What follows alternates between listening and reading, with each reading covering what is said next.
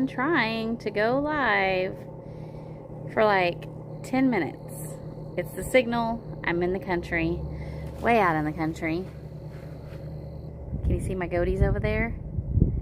Try. Let's flip the camera around so you can see the goatees. Can I zoom it in? Let me zoom it in. Goats and chickens and turkeys. It's a little blurry. Oh, it's terrible. Sorry about that. Okay. Well, hi everyone. I am Cassie Lockwood with 3H Farms, Texas Soap Company. And today I am cutting my soap that I made live. I would have done it on Friday, but my little guy hurt his arm and I had to take him and get x-rays. Not broken, but a 5-year-old with a hurt arm. Serious business. I hope I have good signal. I've never gone live in my soap shed. I have to look at the cameras over here now. So I have my phone out here because my other stuff just doesn't get a good signal. So I thought I would show you kind of the setup, kind of walk you around back to the back, show you how I got shelves of soaps. I have the lemon eucalyptus, the rosemary mint, the blackberry, our newest pear, with the clay. This one we just made, still curing. The forever, I will keep this every summer. It is coconut with lime, verbena, love it, love it. And then our new hippie soap that come out. I've made this soap live. Oh my goodness, it smells amazing. And then of course I keep all the soap and the packing material and all the stuff in here. So this is where kind of the magic happens. I can't make soap in here very much because, for one, I don't have a sink in here. So I have to, if I make soap in here, I have to carry all my stuff to the house and then wash it up and all that, which isn't a horrible thing, but it isn't easy. And then, you know, I have limited space in here. I have boxes for days. If you can see all my boxes back there. Molds. This is one of our stands for when we go and do the markets. That's our farmers market stand. This is packing and shipping over here. Packing and shipping. And then these are the shelves with all the oils, essential oils, fragrance oils, etc. Mixers, all the stuff. Bath bomb making stuff in there. You know, soap dough that I've made and I keep for making embeds. So yeah, this is my soap studio. I sang that when my husband made this for me last year. So here we are going on a year. Let's see where I could hang this. I want you to see the soap, but I don't want you to, you don't have to watch me. I want you to see the soap. So I'm trying to put this up on a shelf. Don't fall. Don't fall. That's a long fall for my phone. I'm so sorry. I'm trying to work it out. I'm trying to figure it out. I want you to be able to see. Okay, you're not going to be able to see that yet. But look at this. I already peeled off the bubble wrap. I know. I'm going to make a video. If you want to follow us on TikTok, Facebook, Instagram, I'll have a video on there of peeling off the bubble wrap. It's so satisfying. So, what was it? Monday? Tuesday? I can't even remember what day I made the soap. No, it's not been that long. It's been in the mold for a few days. I'm ready to pop it out. The one thing about putting the bubble wrap on top is it kind of slows down your curing time.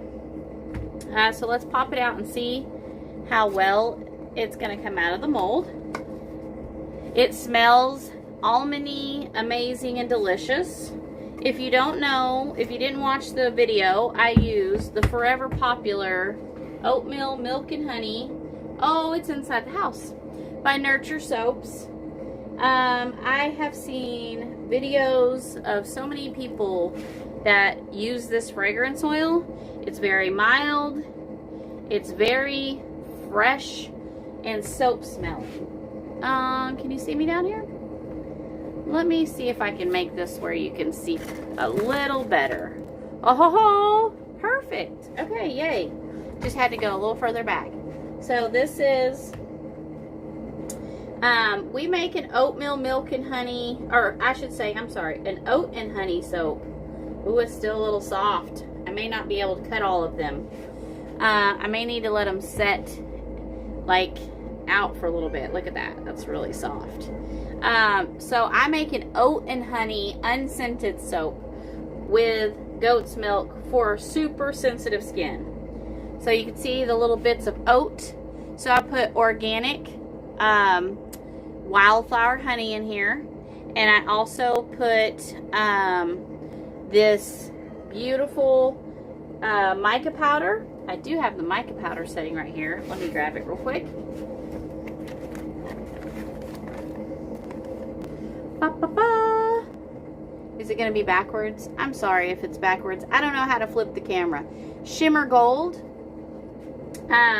So that's what this dark is on the top. I wanted it to look like honey.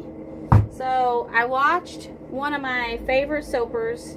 I have a lot actually. I love watching other people's soap videos. It's inspirational and I love being supportive to those soapers because I really know the work that they put in it. I'm going to cut off a little end piece and give it a little test. Okay, I should be able to cut the soaps, but I got to be really careful. So her name's Katie from Royalty Soaps. I love her to pieces. She's so funny and cute. She's just a breath of fresh air. I love her to pieces, like I said. And so, not copying her. Her soap was darker. She used a gold, though, that I thought was absolutely beautiful and to make for honey. And so, I wanted to kind of try that with my soap. So, let's give it a go. I have finally ordered a large soap cutter to cut all of these perfectly at one time. So this is probably the last soap cutting video I'll do like this, because I'll only use this for like when I do the high top specialty soaps or something. But do you see the gold in there? The lighting is not that great in here. I'm so sorry. I have the door open too, because if I don't, my signal will go away. Oh my goodness, you guys, it smells amazing. Okay, I'm just going to set this over here to the side. It's still really soft, so I might have to pull them out of the mold and let the rest of them cure one more day before I cut them up. I was so excited, and I wanted to show you. I'm looking for my paper towels. Aha, here they are. So sorry. This is what I get for doing things on the fly. I'm very much on the fly. Let's just do it. Let's make it happen. Cuts beautifully. Look at that. Does that not look like honey? Honey? It's so beautiful. It really did. And all the oats stayed. So in the video, I don't remember if I said you don't add your oats until you have mixed your soaps until they're emulsified, so they don't drop down to the bottom of your mold. It's heavy, and if you don't have your soaps thick enough, then you will have the oatmeal at the very bottom of your molds. Just a quick little tip there. Oh yes. I don't know if this is in a minute. I'll figure out a way for you to see, because it's just a beautiful, nice honey color right there. So hindsight, I may use a different gold next time, but really I I really like the natural look.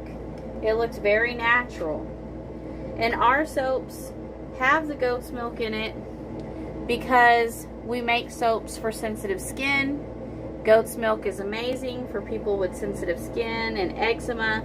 So that is our, I guess you call it our niche.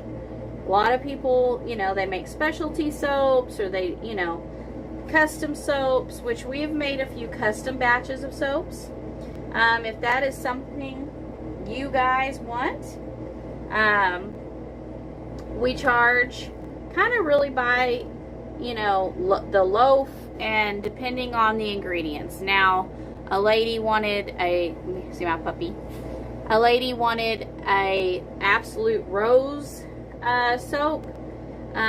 Different than the rose soap we make. She wanted the certain geranium rose essential oil, and the bottle of essential oil was very expensive, and so I had to charge her, you know, what it would break down for me, you know, to make it.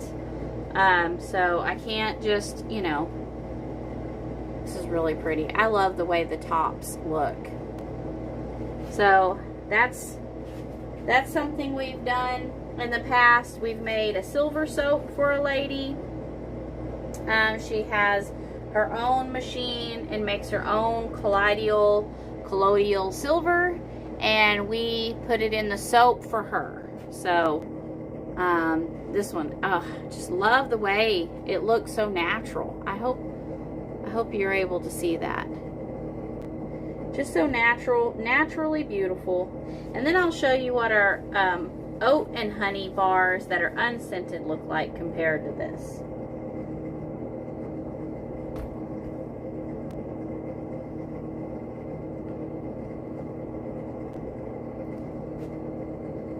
Super pretty. I love it.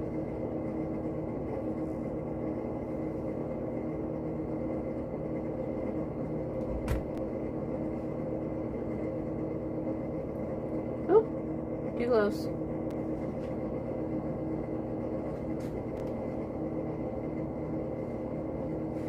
And this is a big old fat bar. I think I'll save this one for me. Oh, it smells so good. Okay, let me grab the oat and honey soap.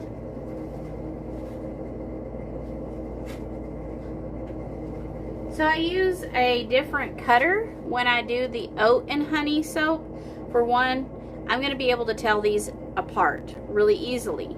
For two, I love the way this feels. It's like its own grip. And since these are an unscented bar, I wanted them to be a little special. So these are hand cut. If you can tell, they're not perfect because I have to cut these by hand. I do get the 10 bars out of the loaf, but this is what they look like. So they're perfectly imperfect. See how this one's a little thicker on top, and then this one's a little thinner. So I got this thick on top, thin on bottom, thin on top, thicker on bottom, but they weigh the same, so that's really important. And then if you want to compare the two, that way this one I can tell is unscented, and this one is scented with a fragrance oil. All the fragrance oils that I have used are the paraben and chemical free, not completely because water is a chemical, but they are the closest to nature that we could get in a fragrance oil, and that doesn't irritate our sensitive skin. Here we go. Let me take you down. Let me take you down just a second. So not saying that, you know, you have super sensitive skin and allergies to a soap with fragrance oil or something. Not saying, here, not saying it won't happen. But if you know, if you are like me, I can't do parabens and synthetic dyes and stuff. So we use the mica powders. So that's what, there we go. That's what we used. I was gonna see if this lighting down here was a little better. and it's gonna fall. Here, I got an idea. I have an idea. Bring it out here. Aha. Natural sunlight. Isn't that pretty? Do you see the little bits of oatmeal? See the little specks of oatmeal in there? So I didn't use a lot of mica powder, and I'm loving the way it looks. So let me know if you think, I'm pretty sure everyone's gonna say Katie's is a prettier soap than mine. Her soap, the gold really popped on top. Mine is still a more natural look. It's actually, in the video you can't see the shimmer, but there is a tiny bit of shimmer to it. It's not like I am a gold mica shimmer like craziness. It's just got a real pretty sheen to it. That's a good word, like a little sheen to it. But yeah, I love the way it came out. So that's it. I have lots of chores to do. I actually worked all morning, finished my quarterly taxes. We've already done our regular yearly taxes, but the quarterly taxes for 2 businesses and a farm. My husband does his, I do mine, and we do the farm kind of together. So lots of stuff coming in the works. I'm going to be making more pine tar soap. Let me show you. Pine tar soap. I have a few bars left. I think it says that I'm empty on the website. Let me see.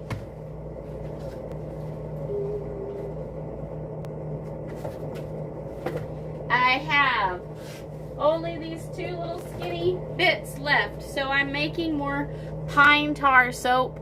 These ones I will not sell because we have poison ivy really bad out here, and these really help when you have gotten a rash from poison ivy, poison oak, or sumac. They smell like pine. The best description I could give you is, you know, the lumber yards, or when you go into one of those construction places and you smell all the wood. That's what these smell like. It's amazing. So the pine tar has been used for years on all kinds of things, but it's mainly for horses, but they have used this for people for years. And pine tar soap, old-fashioned pine tar soap, is something that my grandfather just absolutely loved, and so I've brought it back, and I will try to get the soaps on the rope back in stock. I make them and then they sell out, so apologies for those who have been asking about the soap on the rope. Those are just, I had a bunch for Christmas and they sold out. They make amazing gifts. I should put some women's soap on a rope, because even women have been saying, what about us? So if you're a lady and you would like a soap on a rope, let me know. It helps your bars stay dry if you hang them away from the water. Or we can start getting some different things on the website, like soap bags and stuff like that. Some people have mentioned those little sachet or soap bags, so we could do that. And then I've been getting questions for a lot of samples. Stores have been asking for me to send them some samples, which thank you so kindly. So we're going to send out some samples. We're only in 2 stores right now. It's actually a salon and a store, but we got another store interested, so we're excited about getting into a store. You know, stores are opening back up. Things are getting great.